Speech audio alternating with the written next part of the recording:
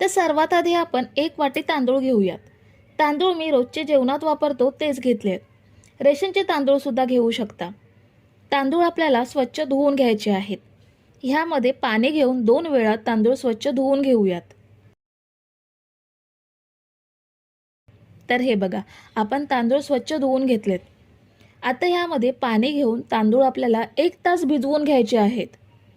सकाळी घाई असते म्हणून रात्री भिजत ठेवले तरीही चालतील. तर 1 तास तांदूळ आपण छान भिजवून घेतलेत. आता ह्यामधलं सगळं पाणी आपल्याला काढून टाकायचं आहे. पाणी काढून टाकल्यावर फक्त तांदूळ आपल्याला मिक्सर जारमध्ये घ्यायचे आहेत. ह्यामध्ये आपल्याला थोडं सुद्धा पाणी घ्यायचं नाहीये. तांदूळ घेतल्यानंतर ह्यामध्ये 1 इंच आलं घ्यायचं आहे आणि अर्धा चमचा चवीनुसार मीठ घेऊयात. आता आपल्याला ह्यामध्ये दही घ्यायचं आहे. ज्या वाटीने तांदूळ घेतले त्याच सेम वाटीने अर्धी वाटी दही घ्यायचं आहे. इथे आपण जे साहित्य घेणार आहोत ते ह्याच सेम वाटीने घेणार आहोत. दही थोडं आंबट असेल तरीही चालेल. आता ह्यामध्ये अजिबात पाणी न घेता छान वाटून घेऊयात. तर हे बघा, आपण हे वाटून घेतलंय. ह्याची एकदम बारीक पेस्ट झाली नाही तरीही चालेल, पण ह्या पद्धतीने जसे रव्याचे बारीक कण असतात तेवढं बारीक झालं पाहिजे. आता आपण हे मिक्सिंग बाउलमध्ये काढून घेऊया. ह्या तांदळाच्या मिश्रणामध्ये आपल्याला थोडासा रवा घ्यायचा आहे. इथे मी पाव वाटी एवढाच रवा घेते. रवा ह्यामध्ये छान मिक्स करूयात. रवा मिक्स केल्यावर मिश्रण थोडं घट्ट झालंय. आता आपल्याला एका पॅनमध्ये 2 चमचे तेल घ्यायचं आहे. तेल गरम झाल्यावर ह्यामध्ये अर्धा चमचा मोहरी, कढीपत्त्याची थोडीशी पाने बारीक चिरून घ्यायची, 2 ते 3 तिखट हिरव्या मिरच्या. मुलांसाठी बनवत असाल तर मिरच्या कमी वापरलात तरीही चालेल. पाव चमचा हिंग घ्यायचा आहे. आता गॅस एकदम स्लो करून फोडणी फक्त 15 ते 20 सेकंद परतून घ्यायची आणि ही फोडणी आपल्याला तांदूळ रव्याच्या मिश्रणात ॲड करायची आहे. आता ही फोडणी सुद्धा ह्यामध्ये छान एकजीव करूयात. आता रवा आपल्याला थोडा भिजत ठेवायचा आहे. त्यासाठी ह्यावर झाकण ठेवून रवा 10 मिनिटे छान भिजवून घेऊयात. रवा भिजेपर्यंत फोडणी न देता झटपट बनणारे चटपटीत चटणी बनवून घेऊयात. त्यासाठी मिक्सरच्या जारमध्ये 1 वाटी ओलं खोबरं घेऊयात. अर्धी वाटी कोथिंबीर स्वच्छ धुवून कापून घेऊन ती ॲड केली. तिखट हिरव्या मिरच्या 3 घेतल्यात. मिरच्यांचं प्रमाण तुम्ही आवडीनुसार कमी जास्त करू शकता. 1 इंच एवढं आलं स्वच्छ धुवून कापून घेतलंय.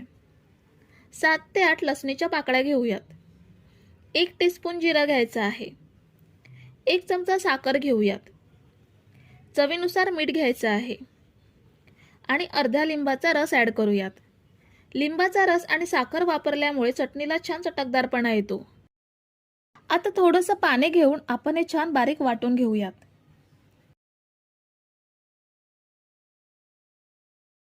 हे बघा, आपण मस्त चटणी बनवून घेतली आहे.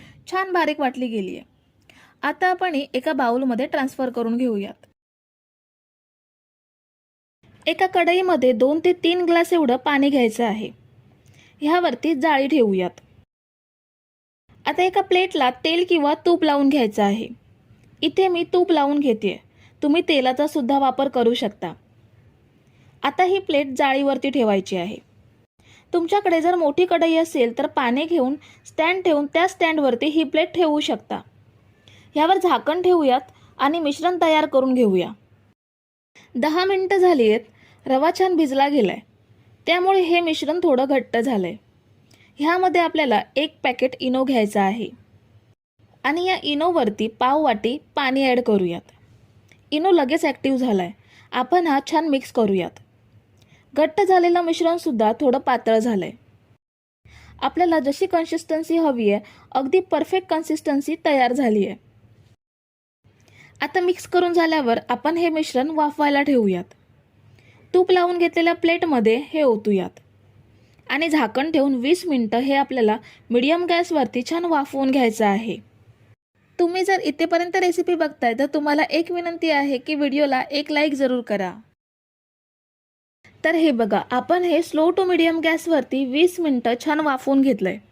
ह्यामध्ये सुरी टाकून बघूयात. ही बघा क्लीन निघाली आहे, म्हणजे नाश्ता छान वाफला गेलाय. आता गॅस बंद करूयात आणि प्लेट थंड करून घेऊया. तर आपण ह्या प्लेटला टच करू शकतो एवढी ही प्लेट थंड झाली आहे. आता ह्याचे छान पीसेस करूयात. मी इथे त्रिकोणी पीसेस करते. तुम्ही आवडीनुसार ढोकळ्यासारखे चौकोनी किंवा काजू कतलीच्या आकारात सुद्धा कापून घेऊ शकता. तर हे बघा नाश्त्याला किती मस्त जाळी पडली आहे आणि खूप छान सॉफ्ट झालाय. आपण जी चटणी बनवून घेतली आहे त्यासोबत हा नाश्ता खूप छान लागतो. तर मंडळी, रेसिपी कशी वाटली हे कमेंट करून नक्की सांगा आणि व्हिडिओला न विसरता लाईक करा. रेसिपी तुमच्या मित्रमैत्रिणींसोबत शेअर करा आणि चॅनलला सबस्क्राईब केलं नसेल तर लगेच सबस्क्राईब करून घ्या. थँक्यू.